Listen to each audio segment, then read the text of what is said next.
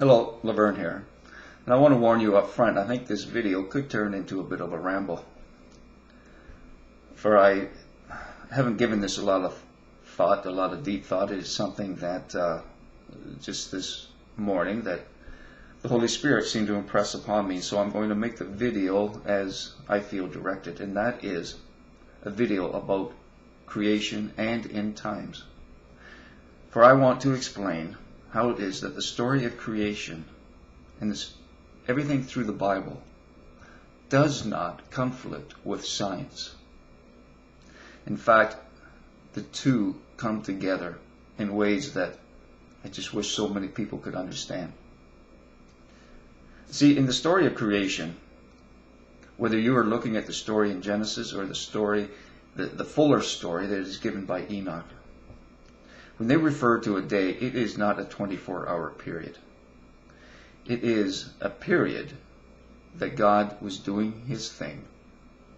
And God breaks down creation in these different segments, different 6 periods. And He calls them days.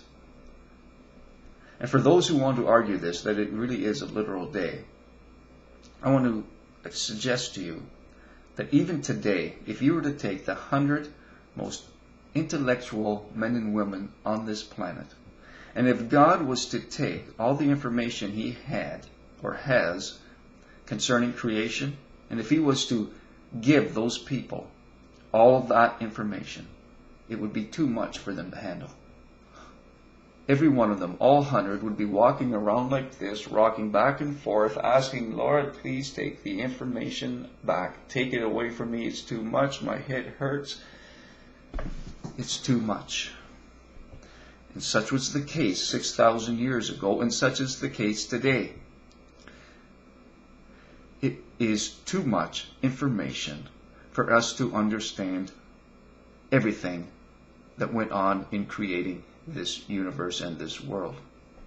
And so God broke it down in a way that mankind could understand. He explained that He was the Creator, that He came down out of the invisible, out of the spiritual realm, and He created all that there is in the physical realm. And to take it as meaning that that was 6 literal days is ridiculous, because Enoch explains to us that for God, a day to us is like 1,000 years to Him. And Enoch explains that from the time of Adam to the time of the end of this world will be 8 days. That the time from Adam to the time of the end of this world will be 8,000 years. And what God is showing us, and what God is concerned about, is not the millions or billions of years that it took to get to the point of Adam, but it is the point from Adam to the end of this world is what God is concerned about, and it is what we need to be concerned about and focus on. For Adam was the beginning of the end. Adam started the clock to the countdown. Adam was the beginning of the countdown to the end.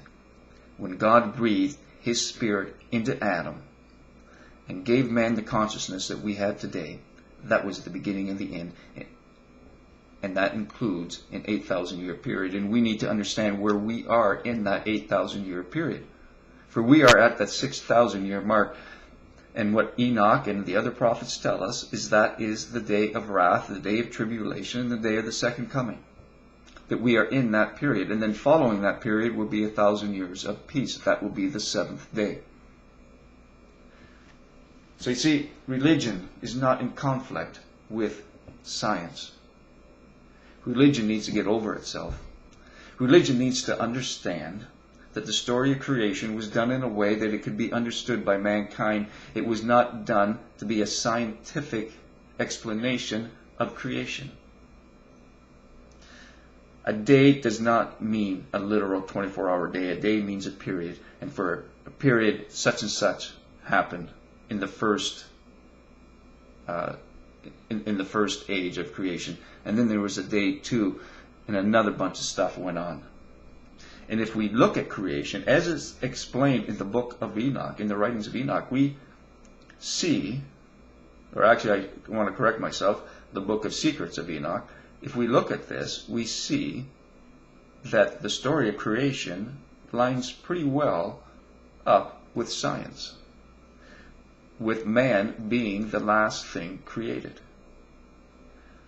So this is why I say science and religion, especially Christianity, need not be in conflict. The problem is how it is presented. And everybody, non-believers, Christians alike, if they could come to the understanding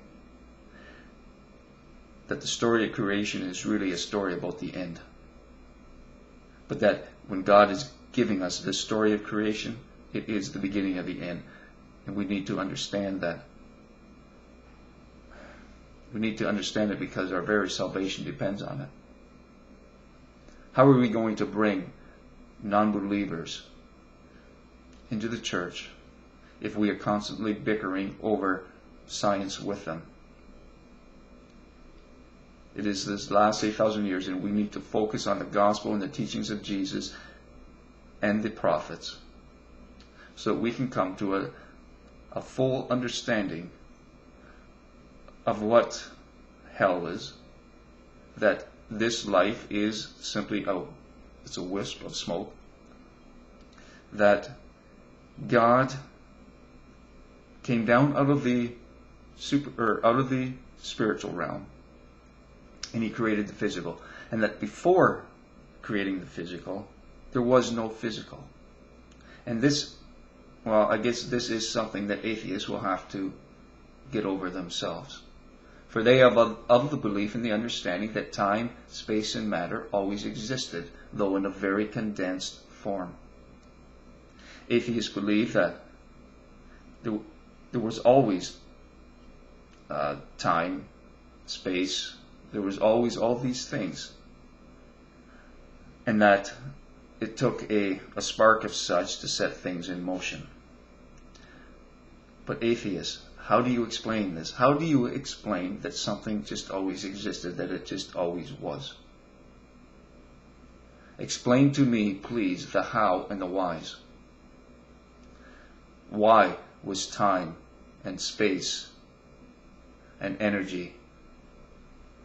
Why was all this always there, just waiting for the right conditions to go bang? Why was it there? And how did it come into being? How is it that all these things came together? This is why I say science and religion need to come together. They are not something that should repel each other, but come together. All right, as I said, this was going to be a bit of a rambling. These are my thoughts, and if you took the time to watch them, I'd be interested in hearing yours. Till next time, peace and blessings.